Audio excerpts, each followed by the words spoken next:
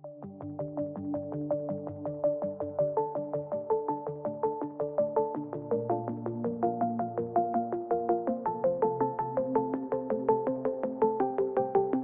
students, welcome to the answer writing program. We will be discussing 3 questions, 2 questions on the static topic, that is government budgeting from economy section, and 1 question on current affair. Let's take the overview of all these 3 questions. The first question is related to the fiscal discipline and the measures taken by the government to ensure the fiscal discipline. Second is related to Amrit Kal and the steps taken by the government to realize the vision of Amrit Kal. The third question, it is a current affair question. It is about the one nation, one election, the idea proposed by the central government. So let's start with the first question. What do you understand by the term fiscal discipline? Enumerate the measures adopted by the government to ensure the fiscal discipline. This is a 10-marker question, so we can directly hit the first demand in the definition itself, in the introduction itself. And this would be the main body part that we have to tell or list down the measures taken by the government to ensure the fiscal discipline. So, let's start with the introduction. Introduction, the definition of fiscal discipline. Fiscal discipline means the balance or maintaining the balance between the revenue and expenditure. Why the government has to maintain the balance? Because the government has very limited revenue and government has to spend a lot on the people, on the economy, on the various sections of the society. So, to maintain the balance between the revenue and the expenditure, we need the fiscal discipline. There should be the discipline that according to the government's revenue, there should be the government expenditure. Otherwise, our economy will fall into the trap of the inflation and other issues like the macroeconomic instability can happen. So, fiscal discipline is the economic governance aspect that ensures the financial and economic stability. So, this is the concept of fiscal discipline. Next comes the first body part, that the measures adopted by the government to ensure the fiscal discipline. Fiscal discipline means we have to maintain the balance between the revenue and expenditure. Government expenditure is very high as compared to revenue. So, what is the fiscal discipline? We have to increase the revenue, means we have to do the revenue management, or we have to reduce the expenditure, or we have to do the expenditure prudently. And the third aspect is we have to maintain our debt in the sustainable manner so that we are able to repay the debt, so as to maintain or make our economy very stable. So, the first one is prudent spending. In prudent spending, what are the different dimensions we can talk about? If our budgetary process, what are the revenues, what are the expenditure, and if the government is very clear, transparent and accountable to the people that okay, this thing we are doing for the collection of revenue and these are some areas where we are expending. So, if the budgetary process is very transparent, it ensures the prudent spending. Like government now, extra budgetary expenditures are there, so we have to cut down. Next is subsidized rationalization. Our budgetary allocations for the subsidies are very huge. So, government is rationalizing the subsidies so as to reduce the expenditure on the ineligible things. Like the government is coming up with the DBT. Government is coming up with the various schemes like the Give It campaign for the LPG cylinders, and government is ensuring that only the subsidies will reach to the beneficiaries who are all in the actual need, not to the ineligible beneficiaries. And next is procurement reforms, procurement of basic goods and services by the various departments or the ministries in the government. So, government has come up with government e-marketplace. So, this way, this whole procurement process is becoming more transparent. Next is revenue management. Like we discussed that we have to increase the revenue, or we have to make the revenue system or the revenue management very efficient. So, the government has come up with the asset monetization and the strategic disinvestments of the various PSUs of the various companies which are not so profit making, so that by the privatization or the strategic disinvestment we are increasing our revenue. Next is efficient tax regime like GST. We are efficiently collecting the increased amount of the taxes without hampering the people or without hampering their incomes. Next is PPP, public private partnership, so as to increase the revenue. Next is debt sustainability. Public debt at this point of time is approximately 86% of the total GDP. So, government has come up with the FRBM Act and the various amendments time to time. So, it is barring at approximately 16% of the public debt, means 60% of the GDP.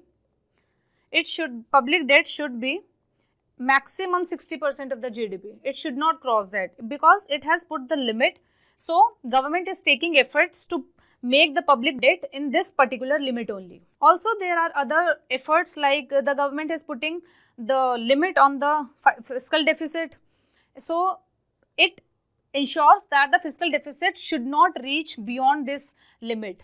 So, these are some measures adopted by the government to ensure the fiscal discipline. Next, conclusion or the way forward. You can write that although government has come up with so many efforts or so many ways to ensure the fiscal discipline, but still there is a need of fiscal council. It would be an independent body so as to take care of the finances of the government. This would be the more transparent process that what government is doing in its fiscal policies, like where it is expending, where it's getting the revenue. So, this way you can write the conclusion. Let's see the model answer. It is starting with the basic definition of the fiscal discipline and the measures adopted by the government to ensure the fiscal discipline. And in the model answer, you will be provided with the fiscal council aspect. This is not required in the answer, but for your clear understanding, we have written about some aspects of the fiscal council. What is this? Okay. So, in conclusion, you can write that there is a need to establish the fiscal council to ensure greater transparency and accountability. So, this way our first question is over. So, next see the second question. Vision for Amrit Kal articulated in the Union Budget for financial year 2023-24 is centered around the 7 priorities known as Saptarishi. So, highlighting these pillars means we have to write these pillars, these 7 pillars. Discuss the steps taken by the government. First, we need to write down these 7 pillars, and then with respect to each pillar, we have to write certain governmental steps what the government has already taken to accomplish this objective or the aspect. So, this is the main demand body. So, what you can do is you can write the basic 7 pillars like this in the flowchart or in the diagrammatic form, and in the main writing you can write first is this, and you can write some governmental steps along this 7 pillars. And you will fetch more marks if your question has some diagrammatic representation. So, in introduction, what you can write about the definition of Amrit Kal and how Saptarishi is getting attached to it. Like Amrit Kal means the golden era, and the government is pointing to next 24 to 25 years up to 2047. India envisions empowered and inclusive economy. Government is envisioning prosperous and inclusive India. It means government wants that the benefits of the development should reach all the region and to reach all the citizens irrespective of poor, rural, gender, caste, etc. So, this is the Amrit Kal concept, and you can link that this vision to accomplish the Amrit Kal, government has come up with the 7 pillars of what is known as Saptarishi to accomplish the idea of Amrit Kal. Then in the flow, with the good flow, you start with your body. In body, what you have to write? You have to write 7 priorities or the 7 pillars for Amrit Kal and the steps taken by the government. So, let us start with the first one, inclusive development. These are the 7 pillars. First is inclusive development, and you have to write some governmental steps, what the government has taken to achieve this inclusive development. So inclusive development is not only in the one domain. Inclusive development of the society, it means in the health, education, agriculture, in the pharmaceutical, everywhere there should be inclusive development. So whatever points you know, you can write along this inclusive development. Like we have written, for agriculture, government is boosting millets, Shri Anna. Government is coming up with the agriculture cooperatives and giving fund to the various startups who are into the agriculture business. Next is government is giving funds to the agri startups, so as to include all this youth also and all these people, so as to ensure their development. Next come in health. Government has come up with a mission to eliminate the sickle cell anemia, and government is promoting R&D in pharmaceutical industry. Next in education, National Digital Library, and also government is establishing various physical libraries in the panchayat and the municipality area, so that everyone can study, so that the gender biases and the rural urban gap will be reduced. Then reaching the last mile. Reaching the last mile in all the aspects where the developmental benefit has not reached yet, like tribals, like drought prone areas, like aspirational district, and there are so many areas where you can write about what are the developmental benefits that has to reach the last mile. Like government has come up with the aspirational block program, aspirational block program. In this, government is ensuring the benefits of good education, skill development, health, water, sanitation in these districts or in these blocks. Next is Pradhan Mantri, particularly vulnerable tribal groups development. To educate or to skill train the PVTGs, government has come up with this mission. Next is water for the drought prone region. Next is free food grains to the Antodaya, poorest of the poor. They should not be left, means reaching the last mile. Next is infrastructure and investment. Government is increasing the capital expenditure in infrastructural projects, in railways, in aviation, etc. The next pillar is unleashing the potential. It means something is missing and government is doing something in that, so that their potential should be improved, so that our economy growth or the sustainable development should be there. First is reduced compliances in the taxes or in the various guidelines of the MSMEs or the Companies Act, etc. Government has come up with the Jan Vishwas bill. Trust based governance is there now. Next is e-courts, Vivad se Vishwas. Then government has come up with the Center of Excellence for AI, that if we do in this particular domain, that it will have the ripple effect or it will have the domino effect in other domains as well. It means these areas have some potential, so that if we can unleash them, they have the very major potential to do the developmental aspects. Next is green growth.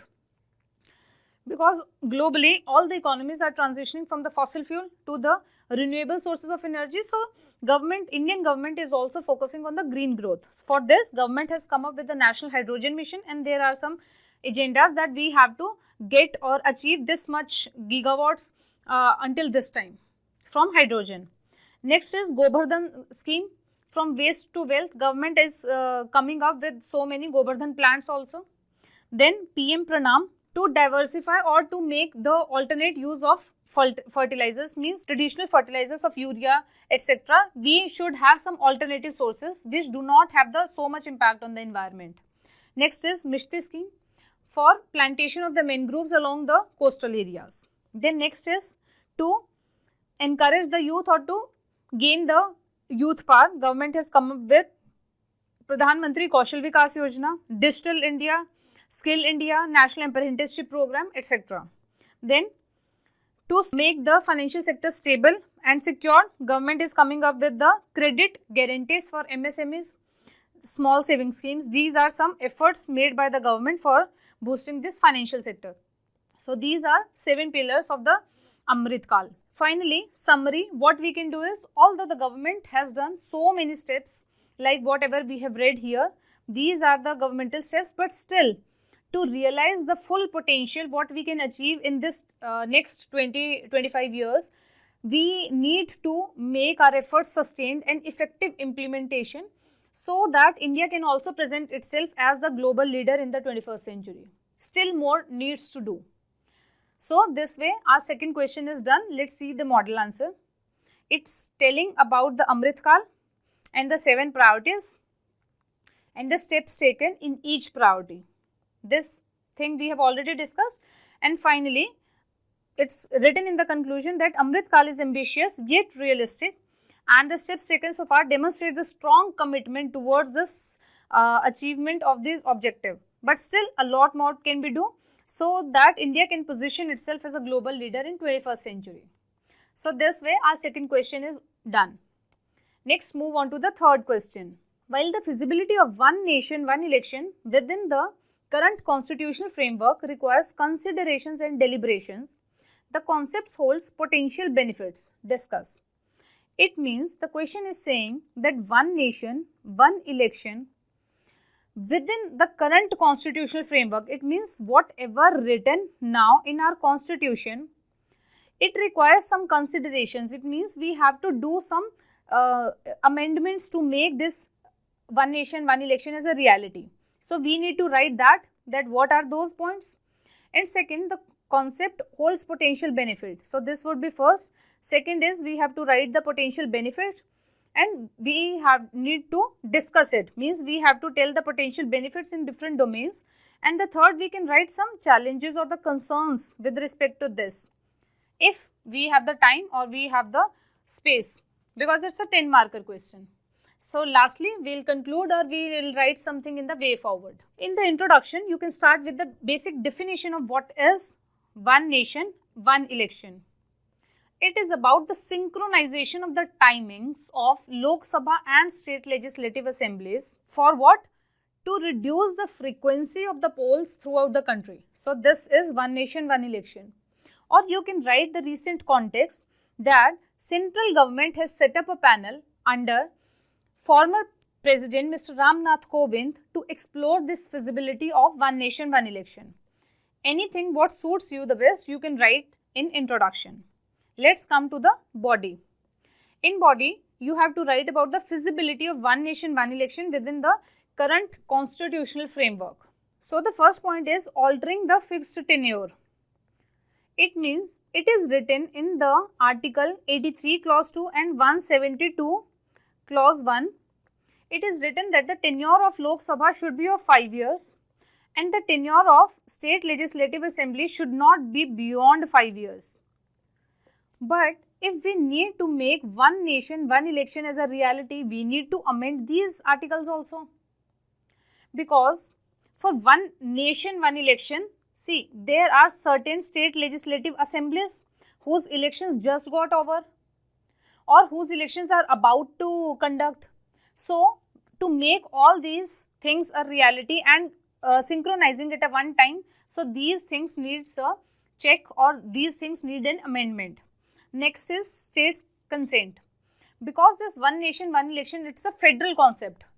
Because we have to synchronize all the elections timing. So, it impacts the federal aspect of the country.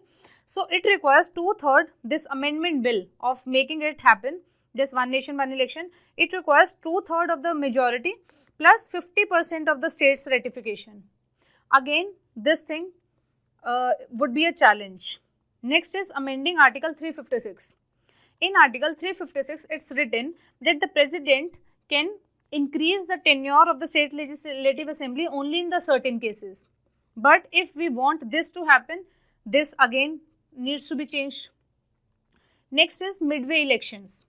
If one nation, one election becomes a reality, what if no confidence motion get passed in certain assembly or in the Lok Sabha?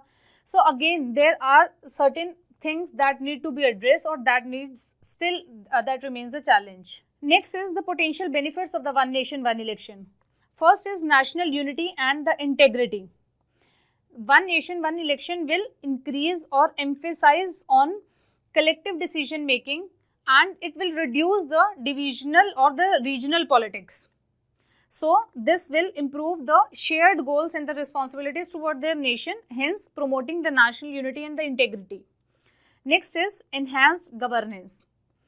See, in India, approximately 2 to 3 months elections are going on in one or the other part of the country, and all the political parties, be it at the center or the state or at the local level also, they are involved in the election procedures. They do not emphasize on the welfare of the people. So once the election gets over, then only they take care of the people, because nobody wants to get defeated in the elections. But if this election process will be done at one time and will be relaxed for the next 5 years or whatsoever is the prescribed time, the government can makes the governance more holistic and very people oriented, or for the welfare of the people. Next is economic efficiency. There are certain other aspects like the corruption can happen in the fundraising aspect by the political party for the election process. So if elections will be at one time only and will be freed for the next 5 years, so this fundraising and the corruption aspects will be reduced, if not get ended. Next is election commission spends or incurred a lot of money in conducting this election procedure. Like every 2 to 3 months there are elections. So this will be cut down. Next is invisible socio-economic cost. Again, some teachers from the colleges or the schools, they have to leave the colleges and get into the election duty. So there are other socio-economic costs as well. So that will be reduced. Next is reduced voter fatigue. If every there and then the elections are going on, so people are also feel fatigue. They do not participate in the democratic process. So once it will be at the one time and will be freed for the next 5 years, so they will be more boosted up to make their votes to the political party or to the leader, and there will be the more representation in the democratic aspect. Next is reduced freebies and improved state finances. Before election, the government makes the freebies declaration or the policies which woos the electorate of the country. But if the elections will be at one time and not at the like frequency, certain other frequencies, so these freebies would be reduced and the state finances would be improved.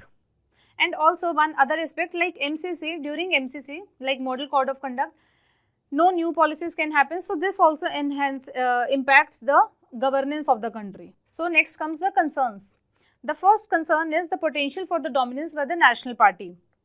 See, national party have a lots of funds and they have the power, they have the name and the fame, and the leaders are very dominated in the national parties. So if elections are at the same time, so this overshadowed the regional parties or the regional demands. So everybody will be, every vote will be given in the name of the national party or some personality, in the name of the personality. And also like a survey was conducted, and or due to the study of some institute, there was a study that approximately 77% chances are there that a party at the national and the state level who wins are the same. Next is undermining federalism. The concept is one nation, one election. It means everything is one. But in our Indian constitution, in the article, it's written that India is union of state. It means it's undermining the federal concept. Next comes the way forward. So, what should be done to make this one nation, one election a reality, or if there are certain lacunas in this process, what can be done? So, avoiding premature dissolution. Election Commission has suggested that there should be some predetermined time limit that when the elections can be happen and when the tenure of that assembly or the Lok Sabha will be ended. And to avoid the premature dissolution, the confidence motion should be passed after the no confidence motion has passed. Like one party is there at the center whose government is there, and the other party has passed the no confidence motion against this government. So they also have to pass confidence motion and they have to come up with new prime minister or the chief minister at the state and at the center, so that the dissolution of the Lok Sabha and the dissolution of the state legislative assembly shouldn't be there. So there should not be premature dissolution. And if there is no prominent new leader can happen, so the president will take care of the assembly or the Lok Sabha for the next time, for the next duration, for the remaining duration. And the next is conducting elections in two phases.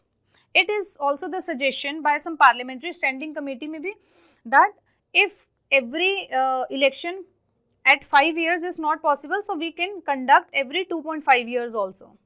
So in the two phases, like some state assemblies are in this duration and some in the next 2.5 years. If all the states and at the center level is a difficult task, that we can take this opportunity also. Then schedule of by-election. Like if there is any vacancy in the state legislative assembly and at the parliament, whatever the seats are vacant, so there should be the simultaneous election of these by-elections also, so as to reduce the administrative cost and again to make this thing a reality. Then next is Law Commission recommendation. It has also recommended that the states assembly whose elections is about to come into the next 6 months, so that they should be prematurely dissolved and do the elections at the same time only. So these are certain provisions or the certain suggestions which the election commission's parliamentary standing committee or the law commission has given. So this way our third question is also over. Let's see the model answer. Model answer, it's about the context which we have already discussed, then the feasibility, and there are some concerns and the potential benefits and some way forward. And in the conclusion, it's also written that creating awareness amongst the voter is also required, so that they shouldn't get confused between the national and the state level party, and so that they can take the independent decisions at both the levels. So this way all the three questions are over. Thank you and have a nice day.